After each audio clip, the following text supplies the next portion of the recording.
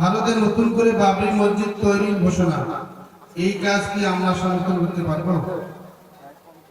শোনেন, নতুন করে বাবরি মসজিদের ঘোষণা হয়েছে মুর্শিদাবাদ বেলডাঙ্গাতে।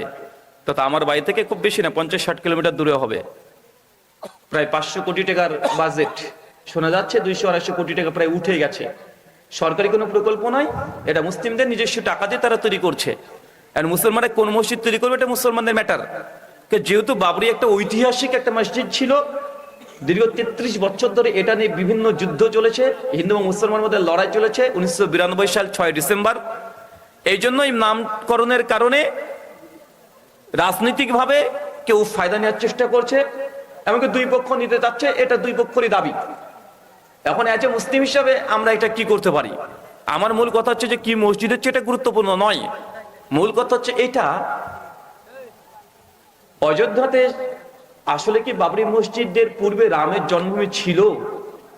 এটা ইন্ডিয়ান সুপ্রিম কোর্ট যে রায় দিয়েছে, রায়ে পরিষ্কারভাবে যেটা লিখিত ছিল, তারা বলেছে এটা যে এই অযোধ্যায় বাবরি মসজিদের নিচে ফরেন্সিক কোনো রিপোর্ট, আর্কিওলজিক্যাল কোনো প্রমাণ থেকে এটা প্রমাণিত নয় যে বাবরির পূর্বে এখানে কোনো মন্দির ছিল। কোনো প্রমাণ তারা পায়নি, বৈজ্ঞানিক কোনো প্রমাণ নেই, আর্কিওলজিক্যাল কোনো প্রমাণ নেই, হিস্ট্রিক্যাল কোনো প্রমাণ নেই। তাই সুপ্রিম কোর্ট কেন ওটা রাম জন্মভূমি হিসাবে ঘোষণা করেছেন, তারা ওখানে লিখেও দিয়েছেন। যেহেতু অধিকাংশ বিশ্বাসী যেখানে মন্দির ছিল, তাদের বিশ্বাসকে সমর্থন করে সম্মান দেখিয়ে তারা এখানে মন্দির করার অনুমোদন দিয়েছিল। ওই জন্য বাবরিকে ভেঙে মন্দির নির্মাণ করা হয়েছে।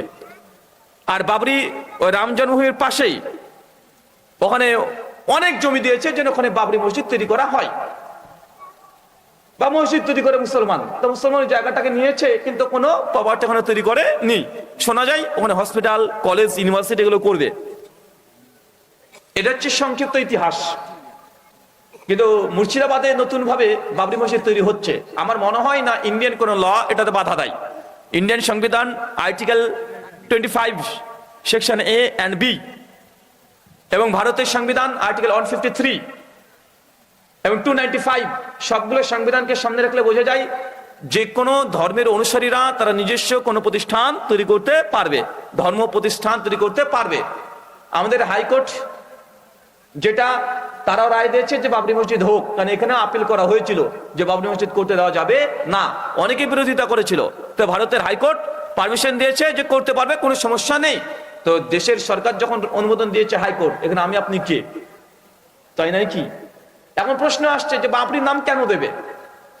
বাবরি নাম এই জন্য দিতে চাচ্ছে, যারা দিচ্ছে তাদের দাবি যেহেতু ওখানে বাবরি মসজিদ ছিল, এটা ভেঙে দিয়ে মন্দির তৈরি করা হয়েছে। 500 বছরের যে ইতিহাস, এটাকে বিলুপ্ত করার চেষ্টা করা হচ্ছে। তার জন্য ওই স্মৃতিকে ধরে রাখার জন্য বাবরির নামটাকে ব্যবহার করা হয়েছে। মসজিদ তো আল্লাহর ঘর, কোনো ব্যক্তির নামে হয় না, কথা বুঝতে পারছেন? কিন্তু একটা নাম দিতে হয় যেন মসজিদের চিহ্নিতকরণ করার জন্য, এই জন্য বাবরি মসজিদ নামকরণ করা হয়েছে। তো এই নামকরণ করার কারণে অনেক রাজনৈতিক ইস্যু চলে আসছে, যেহেতু একটা বাবরির সঙ্গে তাদের সম্পর্ক একটু উথাল পাথাল। আমার প্রশ্ন আলাদা জায়গায়। আমার প্রশ্ন এটা যে আসলেই কি ওইখানে রামের জন্মভূমি ছিল? আমি যতটুকু দেখেছি ছিল না। একটা প্রশ্ন করব হিন্দু সনাতনী দাদাদের কাছে, আচ্ছা বাবরি মসজিদ কখন তৈরি করা হয়? ইতিহাস বলে 1527 থেকে 1532 এর মধ্যেই বাবরি মসজিদকে তৈরি করা হয়। প্রশ্ন 2, যদি এই সময়তে মসজিদ তৈরি করা হয়, তার আগে কি ছিল? রামের জন্মভূমি। দাবি কি রামের জন্মভূমিকে ভেঙে মসজিদ তৈরি করেছে।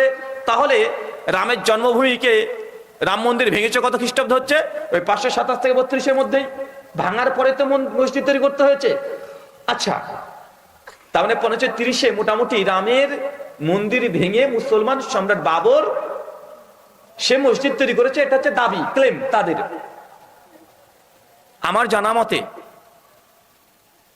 ভারতবর্ষে এই সময়তে রামের জীবনী লিখছেন তুলসীদাসী মহারাজ। তার নাম হচ্ছে তুলসীদাসী রামায়ণ, রামচরিত মানস, মানে রামচন্দ্রের জীবনী রামায়ণ গ্রন্থ রচনা করা হচ্ছে। কত খ্রিস্টাব্দে লিখেছে? 1570 থেকে 1574, মানে বাবরি মসজিদ তৈরি হওয়ার প্রায় 30 থেকে 35 বছর পরে রচনা করা হচ্ছে। কি বই? রামায়ণ তুলসীদাসী রামায়ণ।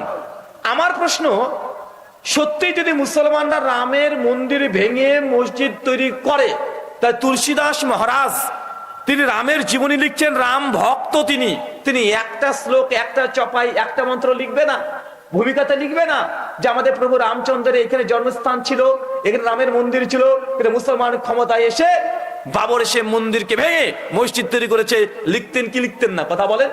খুব সহজ, কারণ রামের জীবনী লিখছে বাবরি মসজিদ হওয়ার 30 বছর পরে।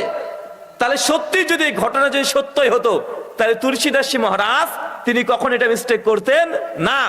আরে রামায়ণের মধ্যে রাম কিভাবে জন্মগ্রহণ করেছে, সীতাকে কিভাবে হরণ করা হয়েছে, কিভাবে রাবণ তাকে তুলে নিয়ে চলে গেছে, কিভাবে সীতাকে বনবাসে পাঠানো হয়েছে, কিভাবে সীতার সতী তাকে অগ্নি পরীক্ষা দিতে হয়েছে, সবগুলো ঘটনা লেখা আছে। কিন্তু রামচন্দ্রের জন্মভূমি মন্দিরকে ভেঙে মুসলমান মন্দির মসজিদ তৈরি করছে, এটা লিখবে না তুলসীদাসী মহারাজ? এটা হতে পারে? হতে পারে না। খুব সহজ নিরপেক্ষ দৃষ্টিভঙ্গি নিয়ে দেখলে বোঝা যায় ওখানে আসলে রামের জন্মস্থান ছিলই না, আগে থেকে মসজিদই ছিল।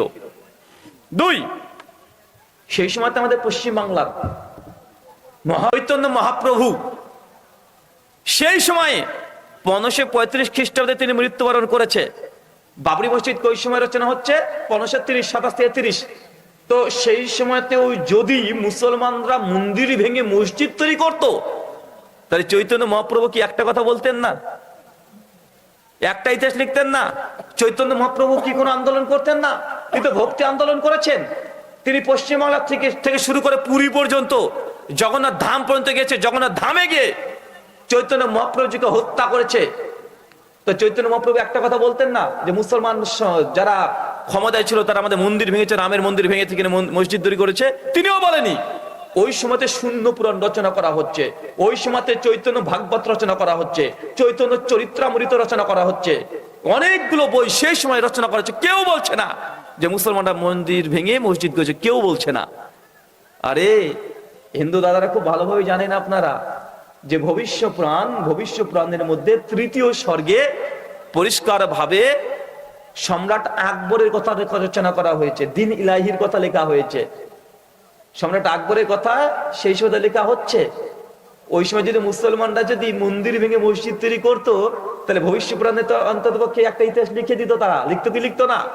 সেই সময় বঙ্কিমচন্দ্র চট্টোপাধ্যায়ের ভাষ্য অনুযায়ী তার কৃষ্ণ চরিত 122 নম্বর পৃষ্ঠায় তিনি লিখেছেন, ব্রহ্মা বৈবত্র পুরাণ, শিব পুরাণ এবং পদ্মা পুরাণ এবং হরিবংশ পুরাণ, এই পুরাণগুলো ব্রিটিশ পিরিয়ডে রচনা করা হয়েছে। এগুলো কিছু আগে রচনা করা হয়েছে, মানে 550 খ্রিস্টাব্দের দিকে রচনা করা হয়েছে, মুসলিম সময়ে, মুঘল সময়ে।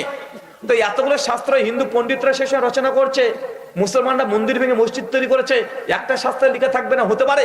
এরকম কয়েক শত প্রমাণ দেওয়া যায়।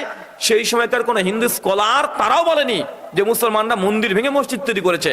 তবে একটা জিনিস প্রমাণিত, কি সেটা হচ্ছে আমাদের ভারতবর্ষের উড়িষ্যাতে একটা মন্দির আছে, মন্দির নাম হচ্ছে জগন্নাথ মন্দির।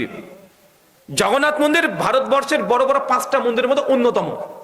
আচ্ছা, এই মন্দিরটা এটা হিন্দুদের না, কোনোদিনই ছিল না। কাদের ছিল? বৌদ্ধদের। কাদের? বৌদ্ধদের। এই বৌদ্ধদের মন্দিরকে সেই সময় হিন্দুরা জবরদখল করে তারা হিন্দু মন্দির করে নিয়েছে এবং এখন বোধহয় হিন্দুরা এটাকে ভোগ করছে। আমাদেরকে হিন্দু দাদারা, সনাতনী দাদারা আপনারা অভিযোগ করেন যে মুসলমানরা মন্দির ভেঙে মসজিদ তৈরি করেছে। আর এই দেশ আপনাদের। ভারতবর্ষের হাজার হাজার এমন মন্দির আছে যে মন্দিরগুলো হিন্দুদের ছিলই না, ওগুলো বৌদ্ধদের ছিল। হিন্দুরা জোর করে জবরদখল করে হিন্দু মন্দির বানিয়ে নিয়েছে। আচ্ছা, এই কথা বলে দিলাম, প্রমাণ চাইবেন অনেকে, একটা প্রমাণ দিই, কেন এগুলো স্পর্শকাতর বিষয়। আর এখন তো সোশ্যাল মিডিয়ার যুগ, টেকনোলজির যুগ, একটা প্রমাণ দিই। অনেকগুলো আছে। রাজা হর্ষ 1089 খ্রিস্টাব্দে ভারতে ইন্ডিয়ান হিস্ট্রি পড়ে নেবেন। পরিষ্কার রাজা হর্ষ কমপক্ষে কয়েক শত মন্দির ভেঙে দিয়েছে। হিন্দু মন্দির, হিন্দু রাজারা ভেঙেছে, অনেক প্রমাণ আছে। আচ্ছা দেখি,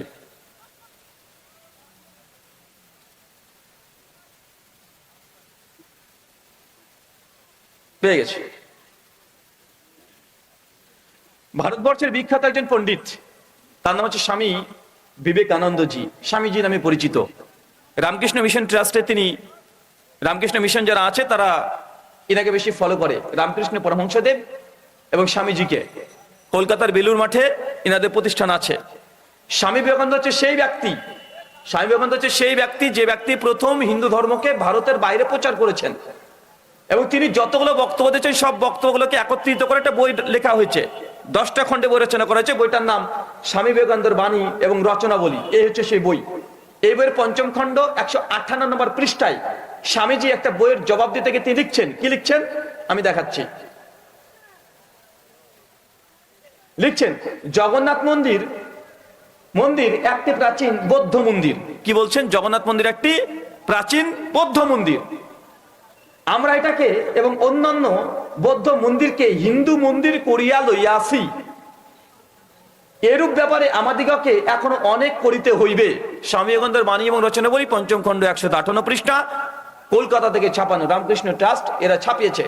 তার মানে স্বামীজি তিনি পরিষ্কারভাবে স্বীকার করছেন বর্তমান ভারতবর্ষের যে জগন্নাথ ধাম পুরীতে যেটা আছে, উড়িষ্যার পুরীতে, এটা আসলে হিন্দুদের কোনো মন্দিরই না, এটা ছিল বৌদ্ধদের মন্দির। হিন্দুরা জবর দখল করে রেখে দিয়েছে।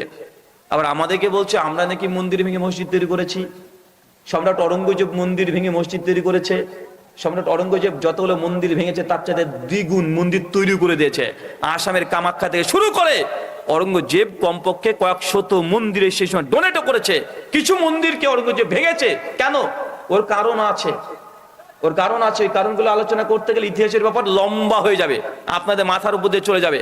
ইনশাল্লাহ যদি কোনোদিন সময় পাই, ভারতবর্ষে মুসলমানরা কেন মন্দির ভেঙেছে, কটা মন্দির ভেঙেছে, কি কারণে ভেঙেছে, কতগুলো মসজিদ, কতগুলো মন্দির মুসলমানরা তৈরি করে দিয়েছে, সবগুলো ইতিহাস পাওয়া যায়। ইতিহাস হারিয়ে যায় না, ইতিহাস ঘাটাঘাটি করতে হয়। তবে এ কথা আমি বলতে পারি, মুসলমানরা যত মন্দির ভেঙেছে তার চাইতে হিন্দুদের মন্দির ডবল ভেঙেছে, এর চাইতে ডবল ভেঙেছে। হিন্দু রাজারাই ভেঙেছে। যারা কৃষ্ণ ভক্ত তারা শিব ভক্তদের মন্দিরকে ভেঙে দিয়েছে। শিব ভক্ত তাদের সঙ্গে লড়া হয়েছে, ওরা কৃষ্ণ ভক্তদের মন্দিরকে ভেঙে দিয়েছে। শিব ভক্তরা কৃষ্ণ ভক্তদের মন্দিরকে দখল করে নিয়েছে। এখন দেখবেন অনেক জায়গা আছে না যে মন্দির দখল পর্ব চলছে। আমি বলতে চাচ্ছি না, এটা আপনাদের ঘরোয়া বিষয়, বলতে গেলে অনেক জায়গাতে চলে যাবে জল, তাই না বলাটাই ভালো। তবে এরকম মন্দির ভাঙার ইতিহাস হিন্দুদের মোটেও কম না। একদল আরেক দলের মন্দিরকে ভেঙে দখল করে এখন পর্যন্ত রেখে দিয়েছে। কিন্তু শুধু মুসলমানদের প্রতি অভিযোগ চলে আসে, শুধু মুসলমানদের উপরে। আল্লাহ সুবহানাহু ওয়া তাআলা বুঝে তৌফিক দান করো, আমিন।